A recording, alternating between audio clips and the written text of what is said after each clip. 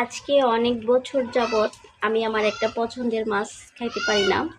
তো আমি যে জায়গায় থাকি এখানে সচরাচর মাছগুলা পাওয়া যায় না, আর গ্রামে যখন যাওয়া হয় কুমিল্লাতে তখন এই মাছগুলো থাকে না, সেই জন্য এই মাছগুলা খাওয়া হয় না। তো আজকে হঠাৎ আমি বারান্দায় দাঁড়াইছিলাম, তো এক আঙ্কেলকে দেখলাম মাছ নিয়ে যাচ্ছে। তো দৌড়াইয়া তাড়াতাড়ি করে নামলাম, নামার পর দেখি যে আমার পছন্দের মাছগুলো।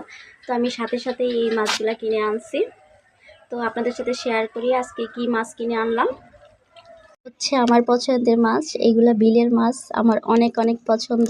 আর আমার ফাইজামণি তো অনেক খুশি এই মাছগুলো পেয়ে, কারণ ফাইজামণি এই ধরনের মাছ এই প্রথম দেখলো। তো এই মাছগুলা ঢালো, আবার ডিশটার মধ্যে ঢালো। মাশাআল্লাহ, আমার মেয়ে ঢালতেছে মাছগুলো, আস্তে আস্তে ঢালো। কি সুন্দর লাফাইতেছে ফাইজা, অনেক খুশি। মাছগুলো তো পড়ে গেছে বাবা, আরও আছে বালতির মধ্যে। এই যে ফাইজামণি অনেক খুশি। মাছগুলো সব লাফাইতেছে, আর আমার মেয়ে দেখেন কি দুষ্টামি করতেছে, বেগুলোর মধ্যে কাগজ দিতেছে যাতে মাছগুলো লাফাইয়া চলে না যায়। মাছগুলা কিন্তু অনেক সুন্দর, আবু টাটকা একদম মাছগুলা। ফাইজামণি তুমি অনেক খুশি মাছগুলা পেয়ে?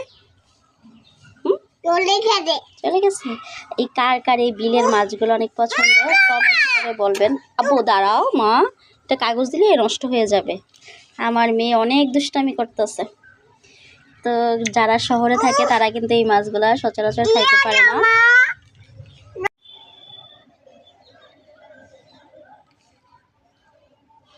আজকে আমার সত্যি অনেক খুশি লাগতেছে, এই মাছগুলা পাইছি। বিশ্বাস করেন, এই মাছগুলো আমার খাইতে অনেক ইচ্ছা করতেছিল। তো আমি আমার হাজবেন্ডকে এই পর্যন্ত 2 থেকে 3 দিন বলে রাখছি যে এই মাছগুলো যদি পাওয়া যায় তাহলে নিয়ে আইসো। তো এই মাছগুলো আমার নানুর হাতে সবচেয়ে বেশি মজা হয়। আমার নানু মানে এত মজা করে রান্না করে এই মাছটা। তো আজকে নানুকে কল দিয়া রেসিপিটা জানবো যে কীভাবে রান্না করে, তো আপনাদের সাথে শেয়ার করব রান্নাটা। তো সবাই ভালো থাকবেন, আল্লাহ হাফেজ।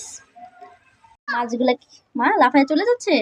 এটা মনে টাকি মাছ না, এটা কি জানি কি আমাদের এলাকায় এটাকে উকিল্লা মাছ বলে মনে হয়। আপনাদের ছোট ছোট এই যে উকিল্লা মাছ, এই যে আবার চলে যায়, আবার চলে যায়। আমার পাইজা মাছ পেয়ে অনেক খুশি। ও লড়ালড়ি না করতাম চলে যাবে, চলে যাবে না তো বাবা, না চলে যাবে না। তুমি খুশি এভাবে লাফায়? আচ্ছা, সবাইকে আল্লাহ হাফেজ বলে দাও, আল্লাহ হাফেজ বলে দাও। মাছগুলো আমি কেটে নিয়েছি, এখন কাটার পর ভালো করে ধুয়ে পরিষ্কার করে ফ্রিজে রেখে দিব, কালকে রান্না করব।